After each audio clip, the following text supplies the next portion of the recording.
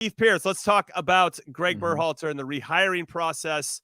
We actually know, or we saw on Morning Footy, that Gucci Onyewu, our former teammate who is now working with U.S. Soccer under, I don't say under, but with Matt Crocker, he revealed that Gio Reyna was not consulted ahead of the rehire.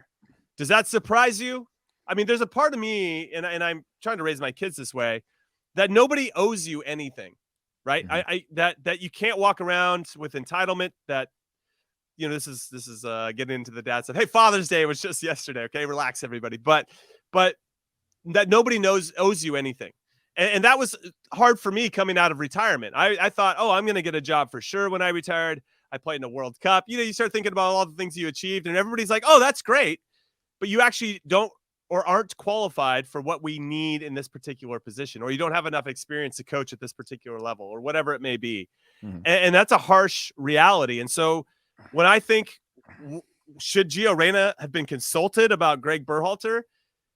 No, I do not think that at all. I don't think any of the players really ultimately should be consulted. I think U.S. Soccer, I mean, okay, maybe you can talk to the ones that Tyler Adams, Christian Pulisic, you know, maybe Matt Turner, those types of guys that you know are going to be part of the 26 team. But I don't know. I just think it's an interesting question. So I kind of curious, do you think he should have been consulted on this? Not consulted. I think given a heads up. Hey, by the way. I mean, maybe at a certain point, yeah. But the reality is there's a lot of healing that's got to happen, right? There's a lot of mending that needs to happen, and that needs to happen naturally. You can't force that. Jimmy, you and I have been with plenty of coaches. I would say 50% of the coaches I played for, I did not like. And I probably have a broken relationship too. we want names. Give us names. We'll leave the names out. We'll share names on another day. But you and I have both been through coaches where you just got to get on with it, right? Maybe you disagree with the tactics. Maybe you disagree with the systems. Maybe you had a falling out with them. And there's a time for that. And sometimes you have to be able to have two people open-minded, willing to come together. This is not about Gio, by the way. This is about, like, the Gregg thing is about the Reynas. It's not about Gio in my book. The part that's hard to overcome is the Reyna Berhalter dynamic, because they were so close. They were family, basically. That falling out is different than Gio being a young player who's immature, who didn't have the right attitude, who I think, again, wasn't playing at Dortmund at times because there were players doing the work or playing better than him. We saw a different Gio in this camp. That was a new Gio. His body language was great. His willingness to do the work off the ball was great. When he got the ball, he was magical in the ways that we know. That's the Gio that you want. That's a Gio that's growing up, right? He's a kid. He was a teenager. He's still a kid, to be honest. Yeah, he's for sure. And he'll be a kid for quite a while. But these are things that you go through that help you to grow up and mature in certain ways. Sure. And I hate to say this, but a young star like Gio Reyna is not a normal kid. He does not go through a normal high school. He does not go through a pathway where you develop certain skill sets and certain things. It happened to a lot of our young stars, right? You are a unique person that's lived in a very small bubble, and your world is a very tiny world. Gio's growing up. The time for them to come together is going to be naturally when they bring it together. That's going to be people on Gio's team, basically having that conversation with him. That's people on Gregg, and they need to come together. And Gregg, being the one in position of power, needs to lead that, or leave the door open for that conversation to happen. You can't force it with Gio. You can't give him an ultimatum, but the time will come when they come together. So consulting them, I think, again, letting players know, or consulting players and saying, hey, do we hate Gregg? Like, is there no turning back from this? Or, I think that's important. But for Gio himself, like, that is a natural thing that I think is going to come together. Yes, Gregg made the mistake. I know people are saying of airing the dirty laundry, but we are now in this place that it will naturally happen, and it's going to happen through results. It's going to happen on the field through getting on with it. And then it's going to happen on a personal level, and both of them being open-minded and open-hearted about how we're going to be able to move forward. Okay, before we get into whether Gregg should have contacted him at any point during these last 6 months, let's hear from Gregg Berhalter himself. He actually addressed this part of the conversation with Gio Reyna. So let's take a listen. Well, I'd certainly acknowledge that there's work to do. And Gio is an important player to this team. He's an extremely talented individual. And I have the obligation and the commitment to coach him like I coach every other player. and I want to get the best out of him. We want to get the best out of him, and we know that if we can unlock his talents, he's going to be a game changer for this program. So there's work to do, and part of it is working together with Matt and trying to rebuild a relationship that we know will be important moving forward. Yeah, so with Gio, I think the most important thing for him right now is to focus on playing in a final and winning the final. I can imagine after that he'd want some vacation, and that's not meeting with me is not the priority. It's for him to get rest and prepare for the upcoming season. We'll have time to do that. It is a priority, but we'll have time to do that before the September window.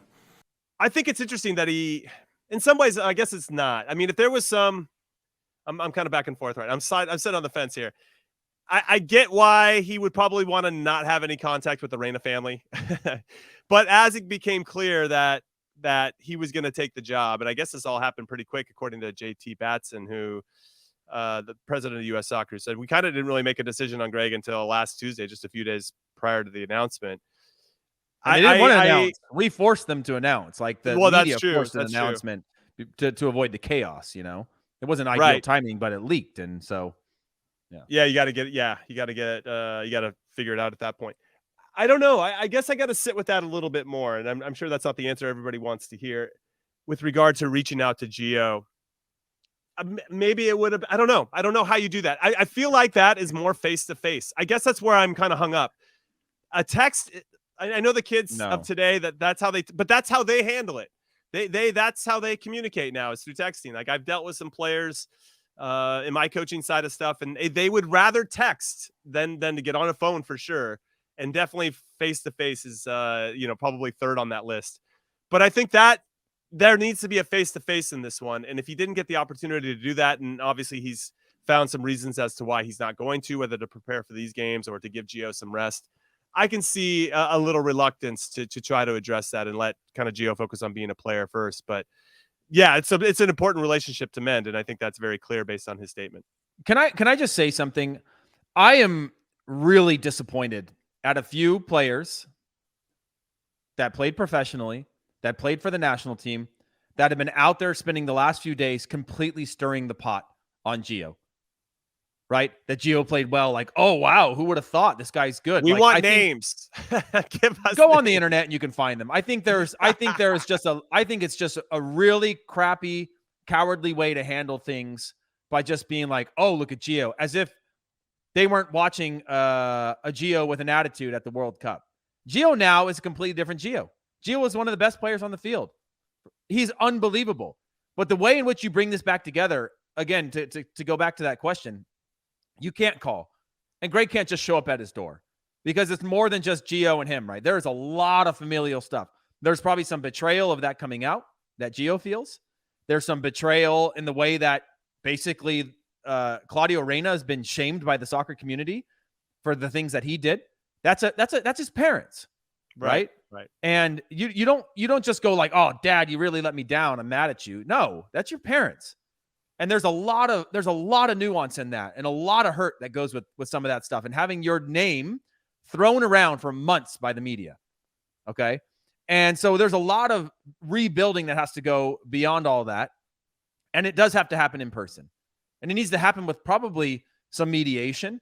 And it needs to happen with getting on with it and coaching a player in a camp. That's one thing. But to make it a personal relationship again, that's going to take some work.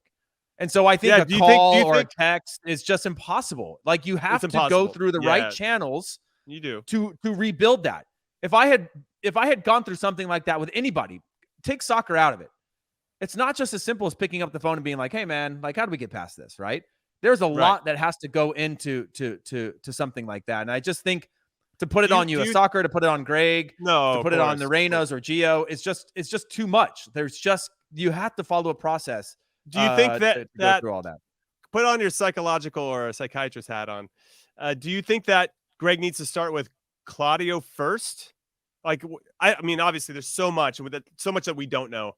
I think that's probably happened behind the scenes that maybe have made this thing worse, or maybe a lot of it's being over amplified in the media. I don't know, whatever it may be. But I wonder if that's the first place, like the parents of, or Gregg and his wife kind of have a come to Jesus meeting with the Reynas, and then that positivity, whatever comes out of that, might be able to ease any kind of pressure or tension that Gio's facing. Because I do think there's going to be some tension. Ricardo Pepi's much different situation, but he hung up on Gregg when he got told he wasn't going to be on the World Cup roster. That's another one to mend. I know Pepi's come out and said some things being positive about Gregg, and what's behind us is behind us. I'm paraphrasing there, but the Gio thing is obviously a lot more complicated. And as we've already seen the evidence there, when you put him central and when he's motivated to play and he's ready to go, and we see this new version of him with his bleached hair, which is awesome. I think he's excited to play for the national team, be around this group of guys, and I don't think we should take that away from him. So it's going to be a really important relationship for Gregg. And when I watched that press conference, Heath, I wonder when Gregg's sitting there going, I wonder if there's any moment like, maybe this isn't the job that I want, because it's going to be hard, man, because this is his second time around. The expectations are higher. As you mentioned earlier and yesterday in the post-game show, all these players have gone from kids, and some of them are grown-ass men now, right? They've won things. They've seen things. They've been around. They've experienced highs and lows. They're learning how to navigate the high seas of social media and all these things. And so their responsibilities and what they can take on, you don't have to hold their hands anymore. They're ready. And so now you just kind of have to get out of the way, put them in a good spot. And I think that's what BJ Callahan has done. He got out of the way, puts a lot of good players on the field, put them in a nice, relatively, simple, but the guys were up for it, right? The energy was good, playing on the front foot, having ideas, having risk-taking decision-making, all that type of stuff.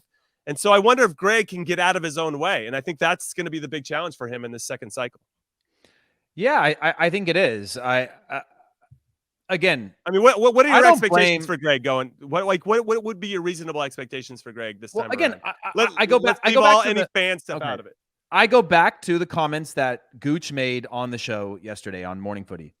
And he talked about making sure that they can help Gregg to grow and improve as a coach and putting people around him that can help him to grow as a coach. Gregg lost 2 coaches to Major League Soccer jobs throughout the process.